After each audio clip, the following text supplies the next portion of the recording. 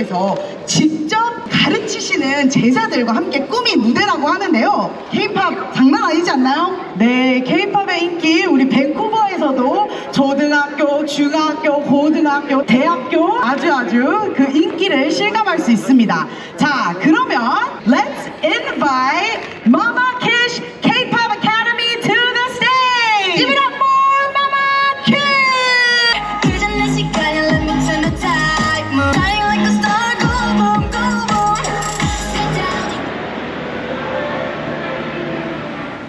안녕하세요. 안녕하세요. 갑자기? 안녕하세요. 간단하게 자기소개 좀 부탁드릴게요. 저는 캐나다 밴쿠버에서 K-POP 전문 학원을 운영하고 있는 키샤라고 합니다.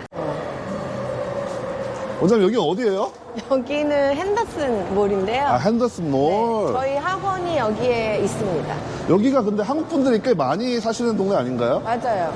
거의 이민 1세대 분들은 아마 다 이쪽으로 오지 않았나 싶어요. 아, 이민 처음에 오신 분들. 원장님 그럼 캐나다에는 언제 오셨고 오시게 된 계기는 무엇이었는지?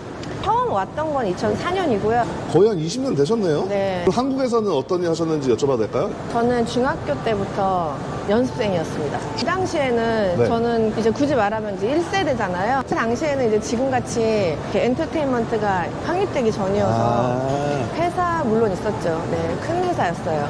그러면 중학교 때 본격적으로 연습생 생활을 시작하셨다고 하셨는데 그럼 춤과 음악은 그때부터 시작하신 거예요? 그 훨씬 이전부터 제가 걸음마를 할 때부터 저는 춤추고 노래하는 거를 정말 어렸을 때부터 좋아했고 그 이유는 이제 저희 가족이 다 음악을 하세요. 아, 가족분들이? 네, 그래서 특히 이제 저희 아빠가 네. 대한민국 대중음악의 거의 뭐 주축이다 라고 할 수 있을 정도로 예전부터 활동하셨기 때문에 뮤지션이에요. 아, 뮤지션으로? 네. 그래서 이제 그 영향을 많이 받아서 저는 어렸을 때부터 음악을 굉장히 좋아했고 네. 춤추는 것도 좋아했고 그래서 이제 어렸을 때 뭐 한국무용, 발레 이런 걸 이제 시작했고요.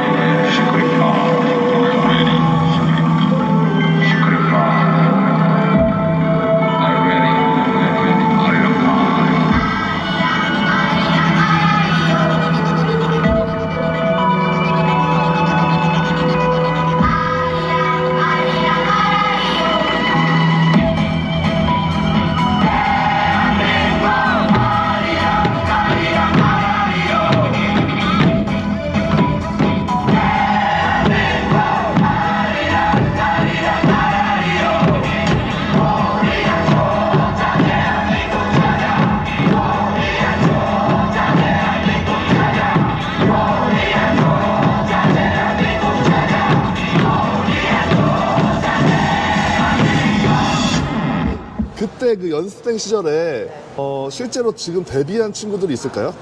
데뷔라고 하기에는 너무 오래됐나요? 오래돼가지고 네. 있어요. 제가 처음에 팀에 합류했을 때 네. 멤버가 뭐 정확히 누군지는 말하기 그렇지만 네네. 이제 G.O.D에서 2명, G.O.D? SS에서 1명, 그리고 NRG에 1명, 와. 저까지 해서 5인조였어요. 원장님, 제가 알기로는 한국의 그 아이돌 연습생분들 굉장히 그 훈련이 혹독하다고 들었는데 실제로는 어떤가요? 지금은 혹독하죠. 지금은 그래요? 정말 너무 힘들죠. 근데 예전에도 네. 사실 힘들어요. 근데 지금은 좀 신체적으로 더 훨씬 많이 힘든 것 같고 왜냐면 훈련을 많이 시키니까. 근데 이제 기본적으로 네. 뭔가 나의 인생을 걸어야 된다는 그런 틀은 같기 때문에 네. 그런 면에서 혹독한 거는 사실 예전이나 지금이나 똑같아요? 똑같죠. 예. 원장님, 그러면은 연습생 시절이 얼마나 되셨던 거죠? 중2 때 시작해서 중2, 중3? 저 네. 정확히 기억 너무 옛날이어가지고 중학교 때 시작해서 20살 때까지 했으니까 그럼 어떻게 결국에 데뷔를 하셨나요? 못했습니다. 네, 그게 아주 슬픕니다. 아, 여기가 원장님 그 아카데미예요? 네. 와.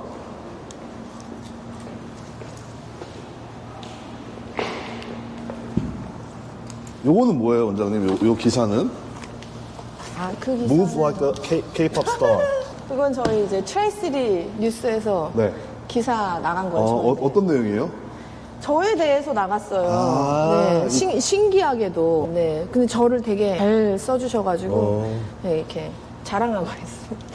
아니 제가 이제 이민 온 지 14년 차인데 네. 제가 이민 처음 왔을 때만 해도 사실 그 여기 사는 캐네디언 본토백이 친구들은 케이팝에 대해서 잘 몰랐던 친구들이 더 많았거든요. 네. 지금 이제 2024년 사실 다르잖아요, 상황이. 다르죠. 요즘에 어때요?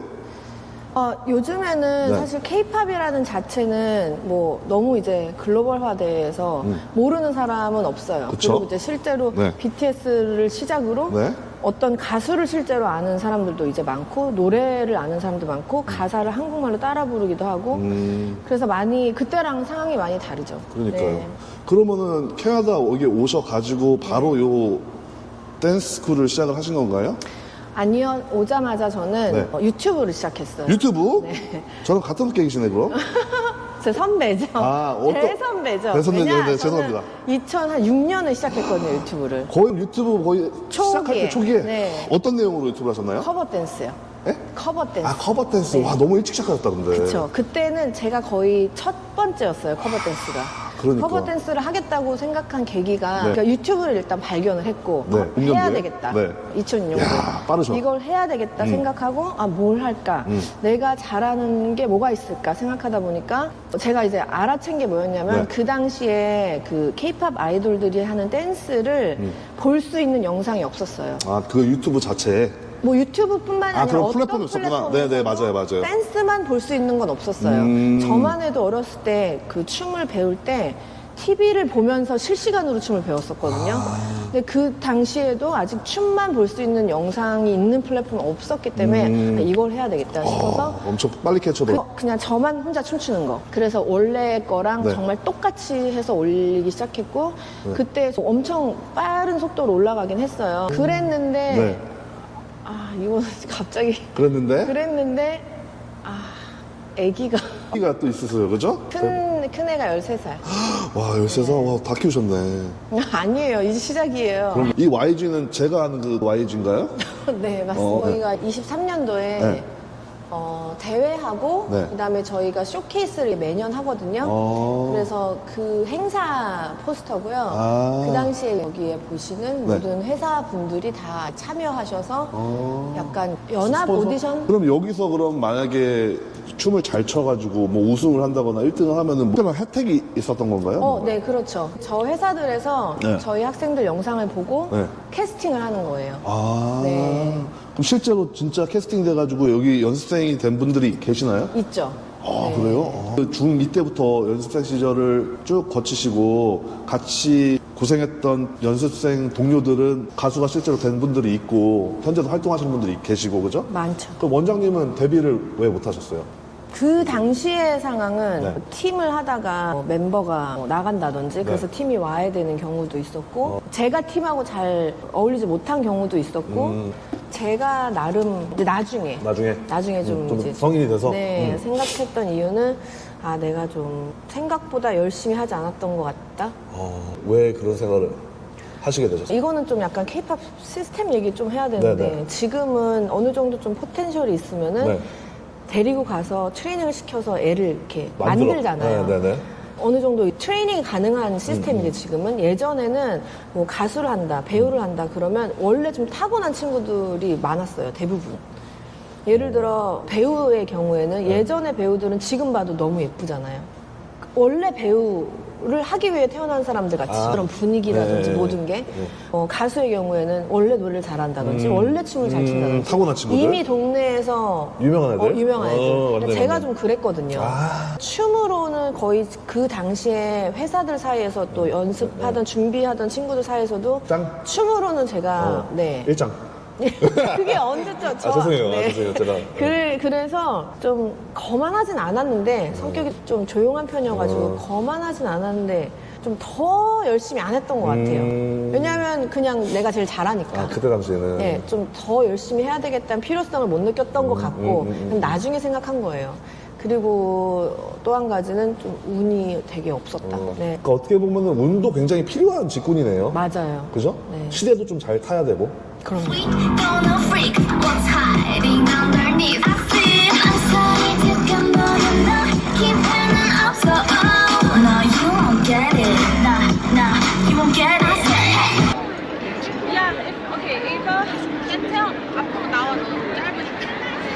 그래서 유튜브를 이제 하다 보니까 네. 그걸 보고 이제 학생들이 모이더라고요. 아, 연락이 오는구나. 네, 수업도 시작하게 됐고요. 수업을 하다 보니까 또 팀을 짜게 되고 댄스 팀을. 네? 그래서 뭐 그렇게도 하고 오픈하신 지가 얼마나 되신 거죠?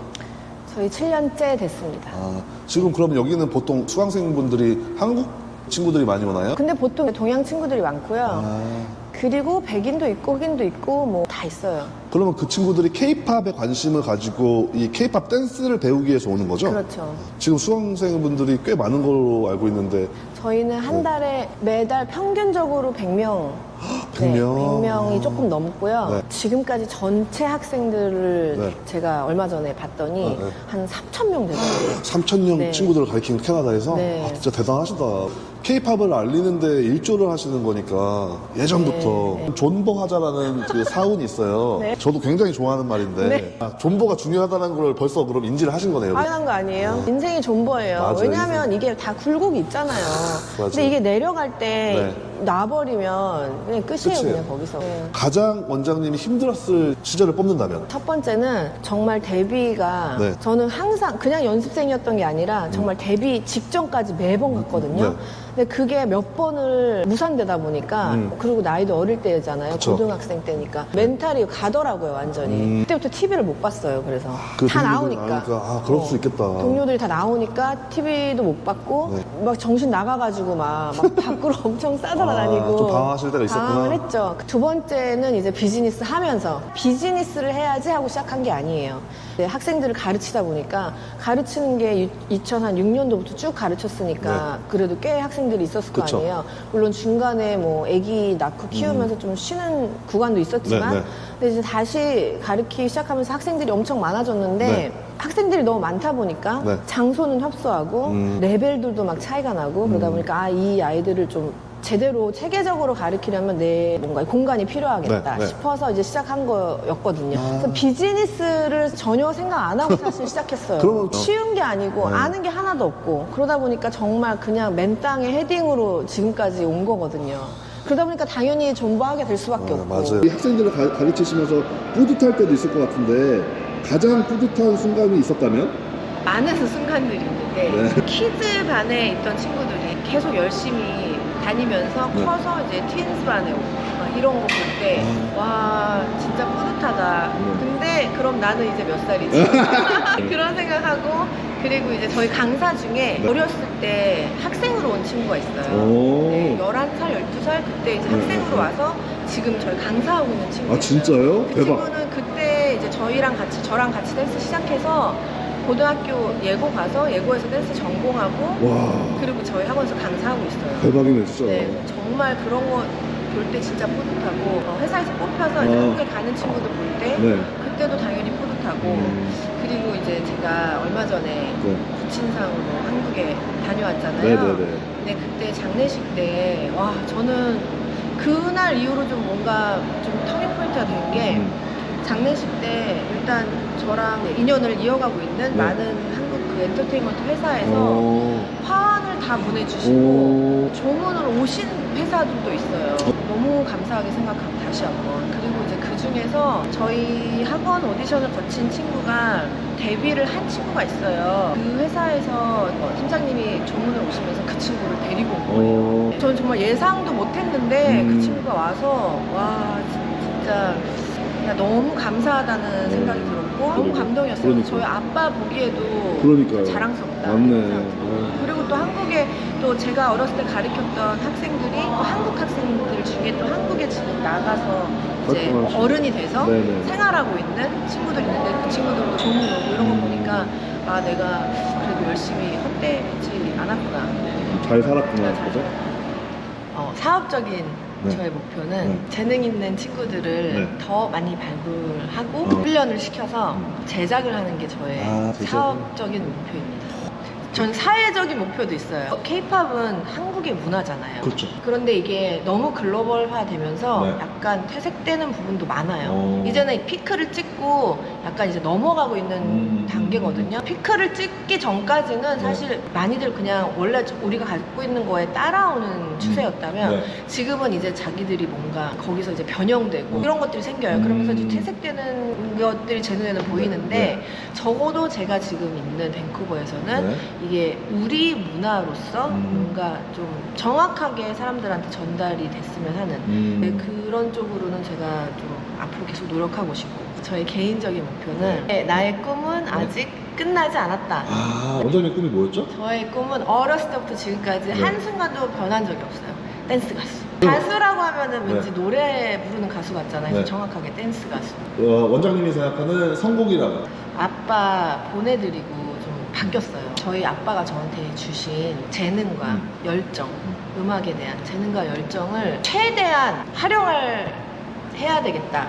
그게 아빠 보기에 자랑스러운 딸이 되는 방법이다라고 저는 네. 생각을 했고 그렇게 하지 않는 삶 자체가 실패하는 삶인 것 같아요. 뭔가 비즈니스가 됐건 뭐가 됐던 간에 인생에 있어서 내가 무언가를 할 때 꺾이는 순간들이 있어. 실패라고 생각하지 말고 그냥 다음으로 나아가기 위한 과정이다 이렇게 말씀들 하시잖아요. 근데 맞아요. 저는 그런 것보다 네. 아예 그냥 시도조차 하지 않는 삶 자체가 실패다. 저는 그렇게 생각해요. 네. 그래서 모두 다 본인들이 가지고 있는 재능과 열정이 있을 거예요. 맞아요. 그거를 최대한 내가 할 수 있는 한 사회에 뭔가 이바지하는 삶. 그게 성공한 삶이 아닐까 생각해요. 멋진 말씀입니다. 목표하신 대로 네. 댄스 가수로 데뷔하는 날이 앨범 사실 거예요? 아 그럼요. 제가 이거 사야죠. 네. 네. 약속. 네, 약속. 데뷔하시는 날이 곧 오기를 기원하면서 오늘 인터뷰 마무리하겠습니다. 오늘 시간 내주셔서 감사합니다, 원장님. 감사합니다. 바이바이.